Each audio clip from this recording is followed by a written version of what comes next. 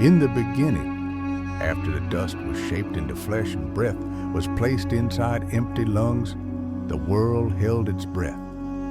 Adam opened his eyes beneath a sky that had never known storm or sorrow. Light fell gently upon his skin, not burning, not blinding, but warm like a memory meant to last forever. The earth beneath him did not resist his weight. It welcomed him. Every sound was alive, every color sharp and untouched, as if creation itself was still fresh from the hands that formed it.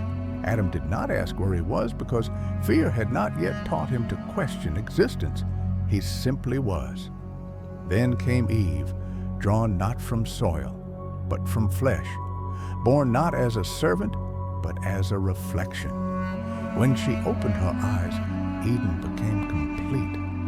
The garden breathed differently with her presence, as if creation recognized itself in her gaze.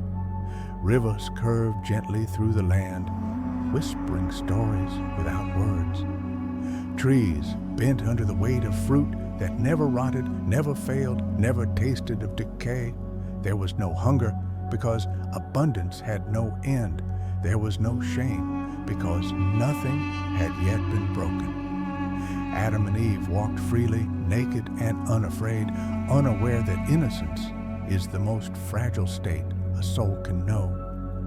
God walked among them, not in thunder or fire, but in closeness. His presence did not crush them. It surrounded them. They did not worship him with rituals or fear because they had not yet learned distance. Eden was not a paradise because it was beautiful. It was paradise because nothing stood between humanity and its creator. Every breath was communion. Every step was purpose. And yet, at the heart of the garden stood a reminder that perfection without choice is not love. Two trees rose above the others, distinct not by appearance, but by meaning. One carried life eternal, its roots tangled deep into eternity itself. The other bore knowledge, not wisdom, but awareness. The knowledge of good and evil, of obedience and rebellion, of light and shadow. God's command was simple, spoken not as a threat, but as a boundary. Adam and Eve could eat freely of everything Eden offered, except from this one tree. Not because the fruit was deadly by nature, but because once eaten, nothing could be unseen. Knowledge, once taken, cannot be returned. For a time that felt endless, the tree stood untouched. Its fruit ripened in silence. Eden remained whole, but silence is never empty. Something else watched, something ancient, something that had already fallen. The serpent did not arrive as a monster. It did not roar or strike. It moved with intention, its voice smooth, measured, patient. It did not command Eve, it questioned her. That was its power. A single sentence slipped into her thoughts like a crack in stone.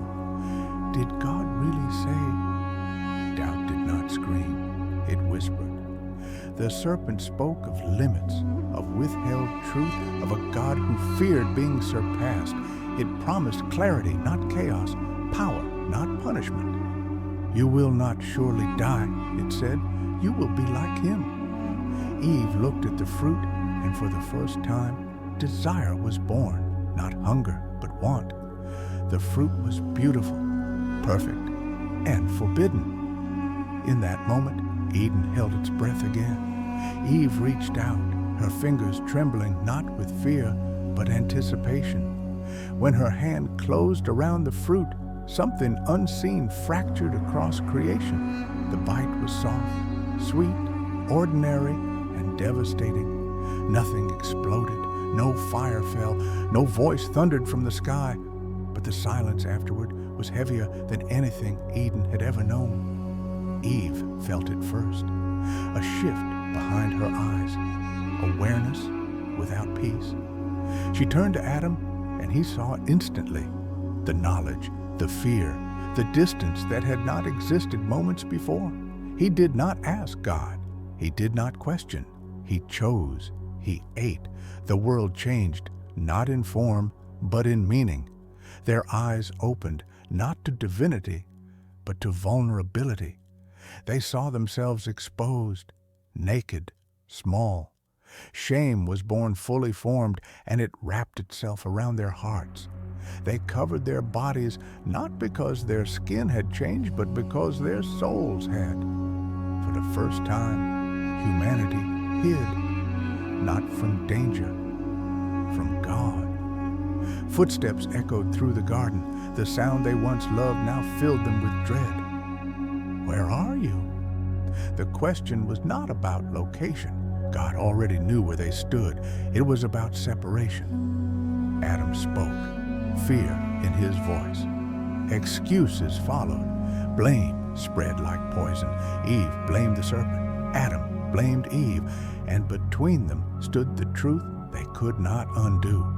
Judgment came not as rage, but as consequence. The serpent was cursed, bound to the dust, forever at war with humanity, planting seeds of deception in every generation. Eve was promised pain, life now born through suffering, love forever intertwined with loss. Adam was given toil. The earth that once yielded freely would now resist him.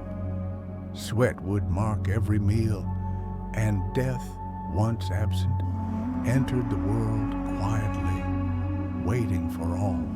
Yet even then, mercy lingered. God clothed them himself, a final act of care before exile.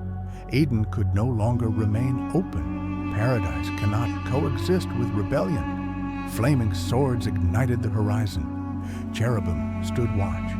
The gates closed.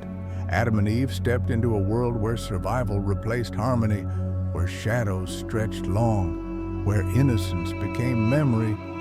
Behind them lay a garden they would never see again. Ahead of them waited history, soaked in struggle and blood.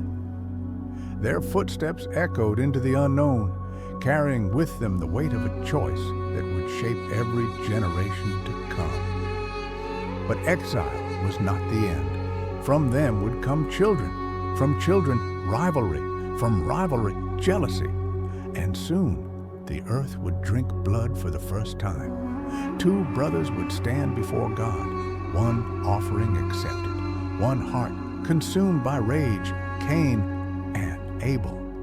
The fall was only the beginning. If this ancient secret still echoes within you, subscribe for the next chapter. Like the video to awaken the algorithm, and comment below.